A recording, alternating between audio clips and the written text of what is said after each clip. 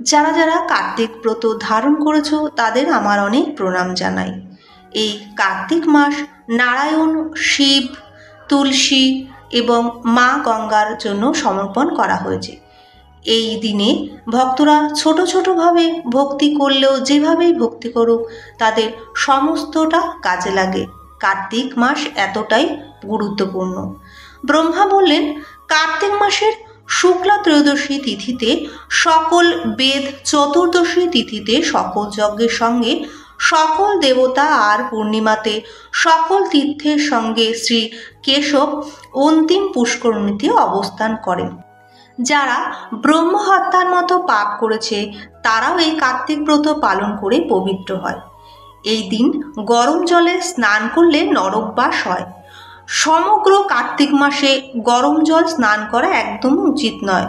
অসমর্থ পক্ষে অন্তত 3 দিন গরম জলে স্নান করা যাবে না। দেব, পিতৃ ও হরির উদ্দেশ্যে স্নানাদি না করলে নরকে যায়।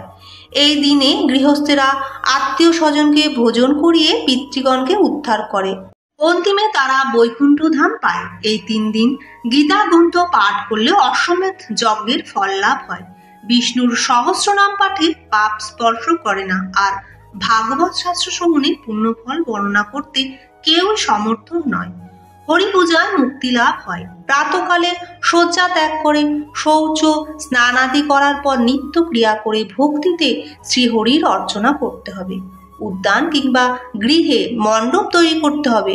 4 কোণে কলা গাছ, আমের পাতা দিয়ে সাজাতে হবে, আর আখ দ্বারা সাজিয়ে বিচিত্র বসনে অলঙ্কৃত করতে হবে।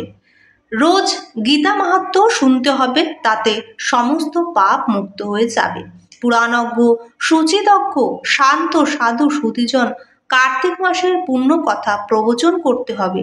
সেই প্রবচন যতক্ষণ না শেষ হয় ততক্ষণ কেউ কাকে নমস্কার করতে পারবে না। শূদ্র বা দুর্জন দ্রুতক্রিয়াস্থানে পুরাণের কথা কীর্তন করতে হবে।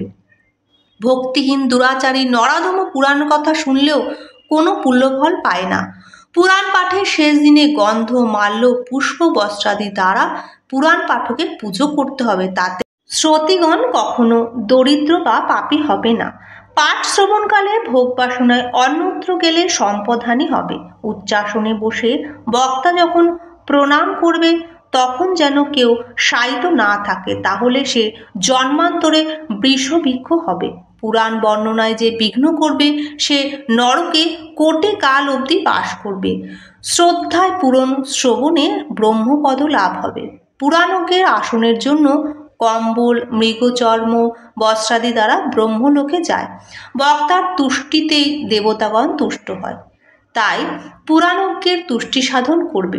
সর্বযজ্ঞে আর দানে সেই ফল হয়, পুরাণ শ্রবণে সেই ফল। বিশেষত কলিকালে মানবের পুরাণ শ্রবণ ব্যতীত উত্তম মুক্তির পথ নাই। বিষ্ণুর নাম কীর্তন আর পুরাণ শ্রবণের থেকে শ্রেষ্ঠ ধর্ম আর নাই। তাই যিনি কার্তিক মাহাত্ম্য শ্রবণ বা কীর্তন করেন তীর্থরাজ বদ্রিকাশ্রম গমনের ফল লাভ হয়। সর্বরোগ সর্বপাপ বিনাশের পুণ্যপ্রদ কার্তিক মাহাত্ম্য শ্রবণে অগম্যা গমন, কন্যা বিক্রয়ীর মতো পাপীও মুক্ত হয়। যারা পুরাণ শুনে গরু, ভূমি, স্বর্ণ, বস্ত্রাদি দ্বারা পাঠকের পুজো করে তার শ্রবণকারী বিষ্ণুতুল্য লাভ হয়। শ্রদ্ধাহীন দুর্মতি নরকের কাছে পুরাণ কীর্তন করা উচিত নয়। গুরুদেবের সাধারণ মানব বুদ্ধিতে ভক্তিতে পুজো যে না করে তার নরকবাস নিশ্চিত। হে নারদ, তোমার কাছে আমি এই সংক্ষেপে পুরাণ মাহাত্ম্য কীর্তন করলাম। পূর্বকালে পার্বতীর কাছে পঞ্চানন এই কার্তিক মাহাত্ম্য কীর্তন করে বিস্তারিতভাবে। তখন তিনি 100 বৎসর পর্যন্ত এই কীর্তন করেও সমাপ্ত করতে পারলেন না। কার্তিক মাহাত্ম্য শ্রবণে অভীষ্ট ফল লাভ হয় এবং মোক্ষার্থীর মুক্তি লাভ হয়। মহর্ষিগণের নিকটে সুতমুনি বললেন, ব্রহ্মার বদনে এই কার্তিক মাহাত্ম্য শ্রবণ করে দেবর্ষি নারদ প্রেমে পূর্ণিত হয়ে পিতার চরণে প্রণাম করে নিজ স্থানে গমন করলেন। শিবের নিকটে এই মাহাত্ম্য শুনে কার্তিক পরম আনন্দ লাভ করলেন। শ্রীকৃষ্ণের বদনে সত্যভামা এই মাহাত্ম্য শুনে খুব খুশি হয়ে প্রতি বৎসর এই ব্রত পালন করলেন। বালকিল্লকনের কাছে এই মাহাত্ম্য শুনে ঋষিগণ শ্রদ্ধে কার্তিক ব্রতের তৎপর হলেন। সকল শাস্ত্রের সারাংশ গ্রহণ করে ব্যাসদেব এই বিষ্ণু মাহাত্ম্য উদ্ধার করলেন। তাই এই শুভশাস্ত্র বিষ্ণু প্রীতিকর, আর কিছু শ্রেষ্ঠ নাই জগত ভিতর। সুতমুনির শ্রীমুখে কার্তিক মাহাত্ম্য কথা শুনে মহর্ষিগণ তার পুজো করে নিজ নিজ আশ্রমে চললেন। তারপর তারা যথাবিধিমতো কার্তিক ব্রত পালন করলেন। কার্তিক ব্রত একান্ত ভক্তিতে পালনকারীগণ সর্বকলুষ থেকে মুক্ত হয়। কবি ভক্তদাস বহু পুরাণে এমন বহু ব্রতের কথা লিখলেও যথাযথভাবে কোনো ব্রতই পালন করছেন না। তাই যারা এই সব ব্রত কথা পড়ে বিধিমতো ব্রত পালন করছেন, সেই দীন ভক্তদাস তাদের শ্রীচরণে প্রণাম জানান।